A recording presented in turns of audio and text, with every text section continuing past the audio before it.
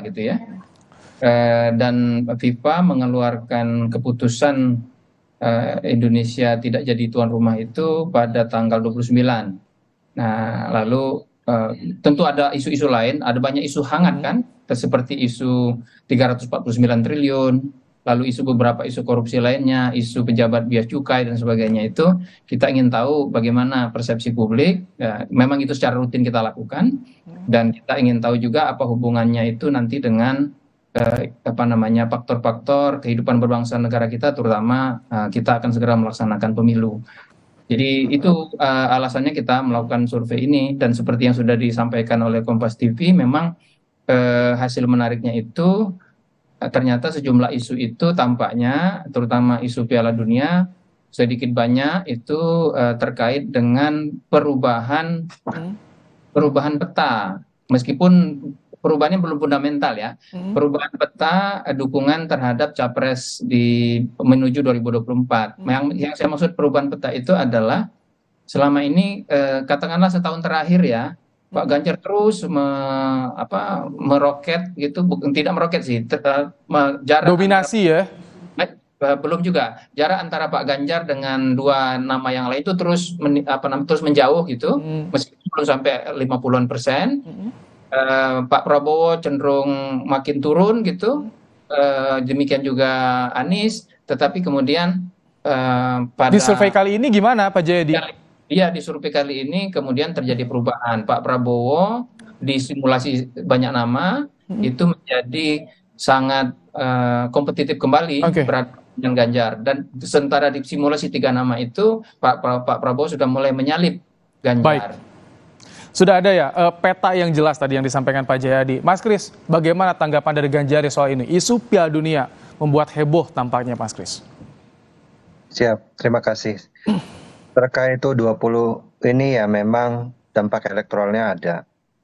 Dan khususnya di relawan Ganjar itu kami sangat-sangat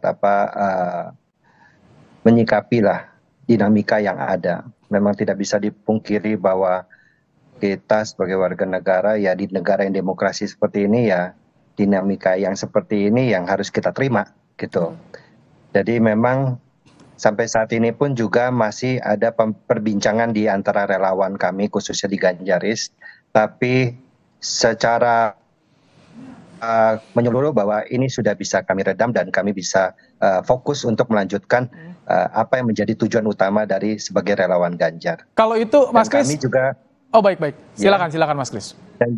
dan juga kami melihat bahwa sikap yang diambil oleh Pak Ganjar itu ya memang beliau lebih mengedepankan ideologis konstitusionalnya daripada memikirkan elektabilitasnya.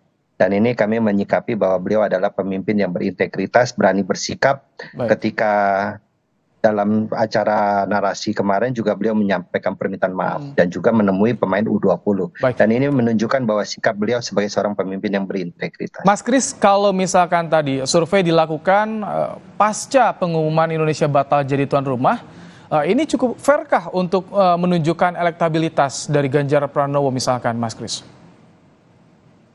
Ya, saya rasa masyarakat Indonesia juga sudah cukup dewasa dalam menyikapi setiap permasalahan yang ada, dan kami melihatnya memang untuk hasil survei ini memang sepertinya terlalu terburu-buru karena impact dari kemarin yang U20 itu kan bukan hanya Ganjar saja yang menyatakan menolak, tapi juga banyak tokoh yang menolak. Tapi memang ini adalah tahun politik yang dimana ada upaya-upaya dari kubu kontra Ganjar yang mencoba untuk mengambil panggung ini. Dan kami melihatnya seperti itu. Tapi kami tetap optimis bahwa penurunan hasil LSI ini ya tidak berdampak signifikan, tapi kami relawan tetap bekerja keras. Baik, Pak Jayadi tadi disinggung soal terburu-buru dan kalau Anda lihat memang begitu besar pengaruhnya soal isu Piala Dunia ini terhadap salah satu nama Ganjar Pranowo, Pak Jayadi. Gini, yang mempengaruhi elektabilitas itu kan ketika menuju pilpres atau menuju pemilu itu kan ada banyak ya. Pertama faktor isu, yang kedua faktor figur, yang ketiga faktor fundamental. Faktor fundamental itu biasanya terkait dengan stabilitas ekonomi, stabilitas politik. Faktor isu, ya faktor isu itu bisa bertahan, bisa come and go gitu, Mas. Jadi pertanyaannya adalah yang pasti faktor isu besar seperti isu Piala Dunia ini, karena 70-an% masyarakat kita itu kan menyesalkan, ya, menyesalkan pembatalan Piala Dunia itu. Lebih dari 65% menyatakan tidak menolak kehadiran Israel kalau datang sebagai pemain Piala Dunia gitu. Nah itu, jadi isu-isu seperti ini kan menimbulkan reaksi negatif dari publik. Publik kalau punya reaksi negatif terhadap isu semasa, itu kemudian akan mengalamatkannya kepada kalau dalam kompetisi pemilu itu akan mengalamatkannya kepada peserta pemilu atau calon peserta pemilu atau figur-figur yang dianggap potensial.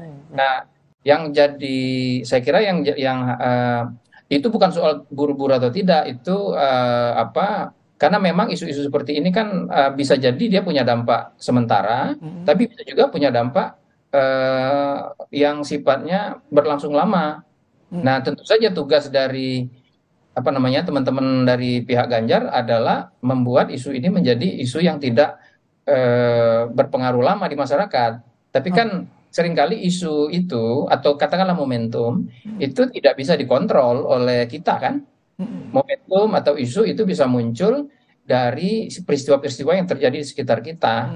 Karena itu memang ya perhitungan-perhitungan yang sifatnya baik itu ideologis, politik maupun elektoral. Pak Jayadi, kalau pertemuan politik antar tokoh itu berpengaruh juga tidak di elektabilitas yang dilakukan pada kemarin itu? Kan ada beberapa pertemuan tokoh itu berpengaruh juga terhadap elektabilitas Ganjar Pranowo yang jarang tampaknya jarang bertemu dengan tokoh. Kalau isu jadi begini, penurunan elektabilitas Ganjar itu terjadi menurut saya minimal karena dua hal.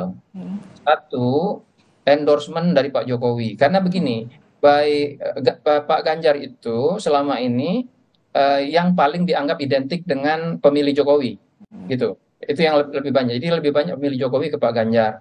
Tapi belakangan, terutama sejak November, itu Pak Jokowi mulai mengendorse dengan tegas nama lain, yaitu Pak Prabowo. Nah, endorsement Jokowi itu tampaknya berpengaruh kepada para pendukung Jokowi yang mulai melihat bukan hanya Ganjar yang bisa mereka jadikan figur, tapi juga figur Pak Prabowo. Jadi data LSI menunjukkan kalau dari Januari, Februari, dan April yang barusan saya rilis itu mulai terlihat perpindahan suara dari pendukung Jokowi itu ke Prabowo mulai makin banyak. Bahkan di kantong-kantong suaranya Pak Jokowi seperti Jawa Timur, itu Pak Prabowo sudah mulai unggul dibandingkan dengan Ganjar. Di Jawa Tengah, di Jawa Tengah itu pendukung Pak Jokowi itu mulai cukup banyak yang mendukung Prabowo, meskipun Ganjar masih gitu. Kalau di Ganjaris gimana kondisinya? Karena kan endorse Jokowi berpengaruh, bagaimana di Ganjaris sendiri, Mas Kris? Apakah pengaruh juga? Kemarin ada perbedaan pendapat Jokowi dan Ganjar soal Piala Dunia tuh. Ya, jadi terkait perbedaan pendapat yang dimaksud itu ya kemarin pertemuan Pak Ganjar dengan Pak Presiden itu di Solo itu baik ketika beliau sampai dan disambut dan dalam acara sholat Jumat pun juga saya rasa itu sudah menunjukkan bahwa tidak ada perbedaan pendapat, dan kami juga melihat bahwa apa yang terjadi dinamika sekarang ini perpindahan dari relawan yang dimaksud seperti Mas Jayadi itu semata-mata karena kami melihat bahwa Presiden ini kan berdiri di atas semua kepentingan. Pak Presiden mengendorse Pak Prabowo, Pak Presiden mengendorse Pak Ganjar, ya saya rasa ini masih cair di mana masyarakat masih bisa memilih pemimpin-pemimpin yang untuk melanjutkan yang satu frekuensi dengan Pak Jokowi, yang satu frekuensi. Dan kami juga masih melihat bahwa ini masih membutuhkan kerja keras yang besar, apalagi saat ini kita bisa melihat hasil dari LSI dari Mas Jayadi ini, bahwa peran dari relawan Ganjar ini harus kita maksimalkan.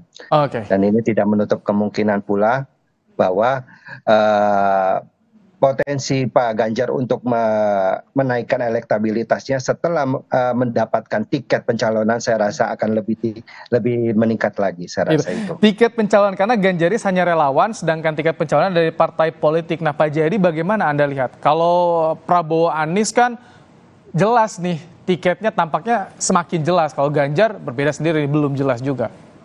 Ya itu juga mungkin ya, karena sampai hari ini kan nggak jelas posisi Pak Ganjar. Dan memang sangat tergantung kepada PDI Perjuangan gitu, apakah bakal dicalonkan atau tidak gitu. Jadi ketidakpastian itu mungkin juga ya salah satu faktor yang membuat para pendukung Jokowi yang ragu-ragu, lalu Jokowi mengendorse nama lain yaitu Pak Prabowo, maka kemudian mereka yang ragu-ragu mulai kan, kan orang ragu-ragu lebih mudah dibujuk daripada orang yang sudah firm kan, gitu. Swing voter ya. Apalagi oleh orang yang sangat mereka hormati yaitu Pak Jokowi. Jadi nah tapi nanti kita lihat ya, apakah kalau nanti sudah dideklarasikan oleh oleh PDIP sebagai calon presiden, itu belum tentu juga bisa menahan, tergantung bagaimana posisi Pak Jokowi di PDIP. Apakah Pak Jokowi nanti tetap bersama PDIP atau misalnya justru Pak Jokowi Pak Jokowi sekarang sudah punya koalisi juga. Iya, baik. Itu koalisi besar kan? Koalisi besar KIP-KIR, KIP sama KIR, ya kan? Nah, jadi menarik untuk menyimak dinamika politik yang ada saat ini. Setelah LSI juga menerbitkan hasil surveinya, tentu banyak yang menantikan bagaimana perkembangan ke depannya. Terima kasih Pak Jayadi Hanan, Direktur Eksekutif Lembaga Survei Indonesia, dan juga PLT Ketua Kornas Ganjaris Kris Chandra yang telah berbagi pandangan dalam program Kompas Petang sore hari ini. Sehat selalu Bapak-Bapak. Terima kasih Mas Jayadi. Salam sehat selalu.